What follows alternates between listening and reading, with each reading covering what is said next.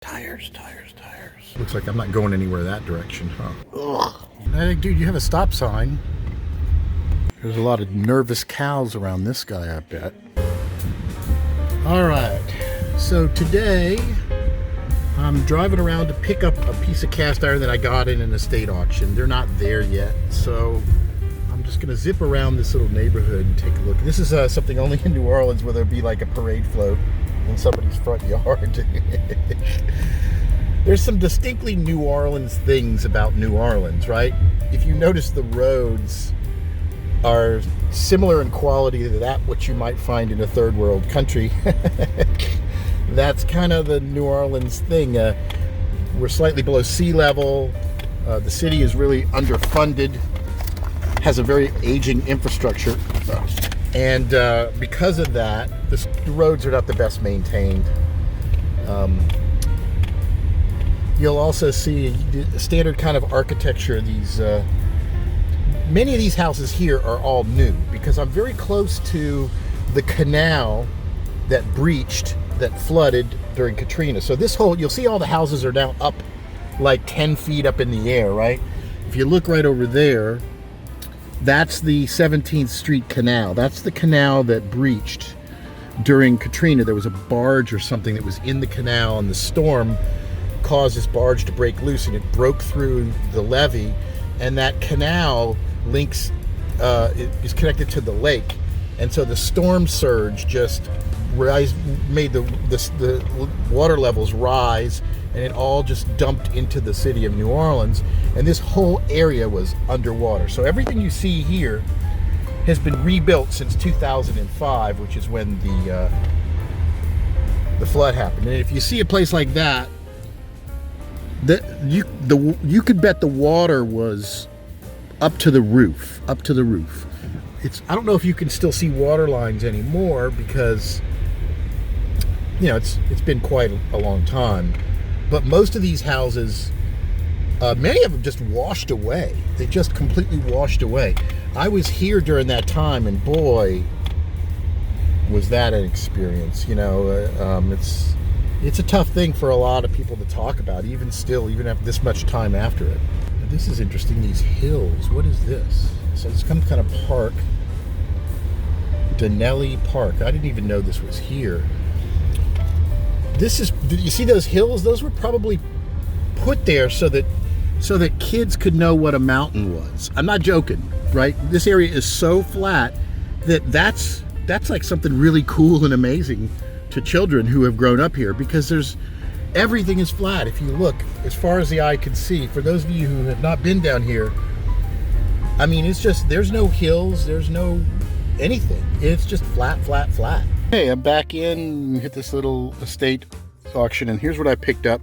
I think I paid maybe $15, $17 for it. It's just a Lodge, number 10, 3-notch, nothing special. But I like these people that have been doing these estate sales, and it's been fun trying to grab these things. I also grabbed a Keurig, I think, for about $15. Nice little pickup.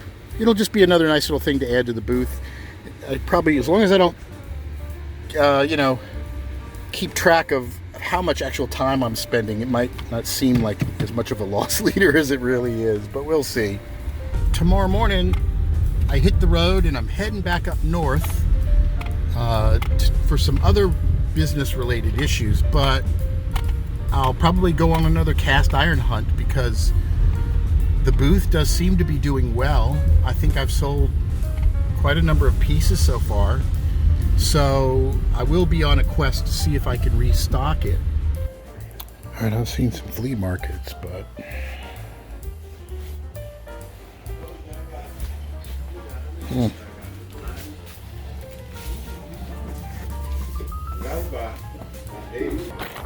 So this is outside of Alexandria. It's like a little flea market complex, but probably not all that open today. So I'm just going to take a look and see what there is.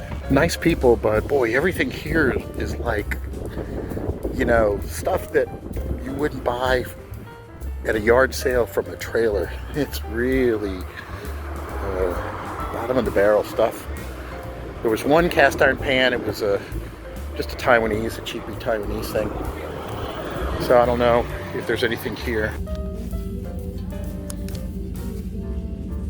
Neat pot, but been repaired. All right, so here's another place, 71 Flea Market. It was been on my list for a while, and then somebody just recommended it to me. So let's go take a look in here and see if we can find anything, shall we?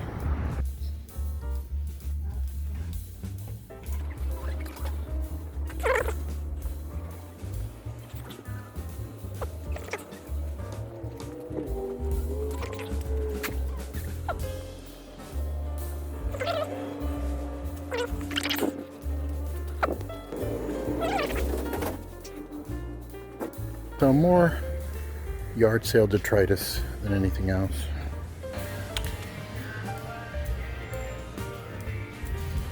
This is the normal cast iron booth.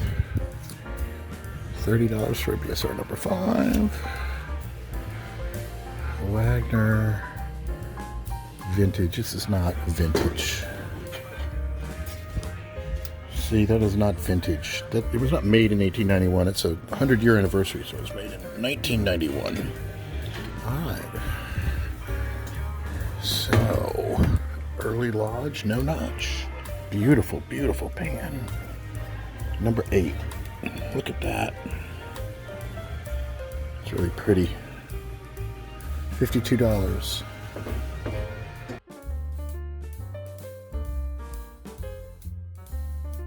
Tires.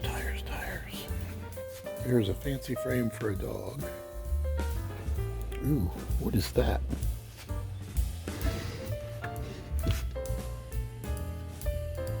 All Bakelite. Pretty neat. So what is this? It says resistance bridge. So some kind of a variable resistor. I wonder what it was used for. Interesting. Leeds in Northrop. So maybe for some kind of aircraft thing. Nowadays this is all computerized. You can do this on computer. So this is a BSR Red Mountain.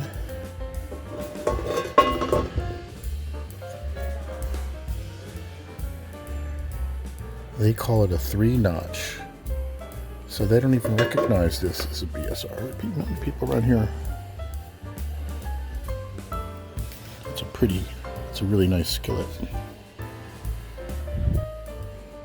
Yeah, that's a Red Mountain, Birmingham Stove and Range.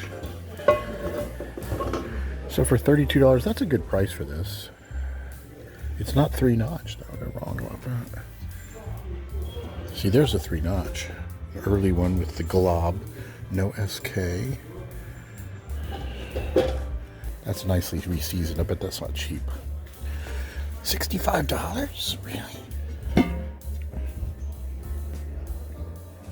That's pretty darn nice for $65. So that's a Lodge number 12. See what the underside of it. This is actually not too bad. Poorly seasoned, but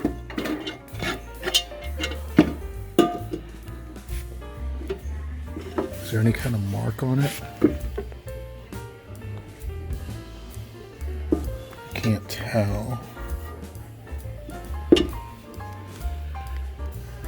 Do not know.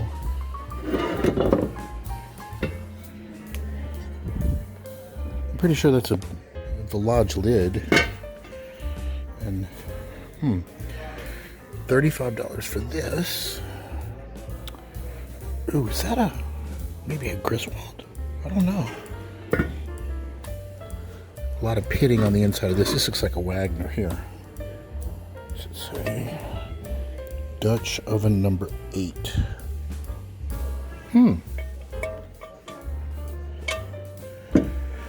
unmarked Wagner? Does this lid really go with it? Ugh.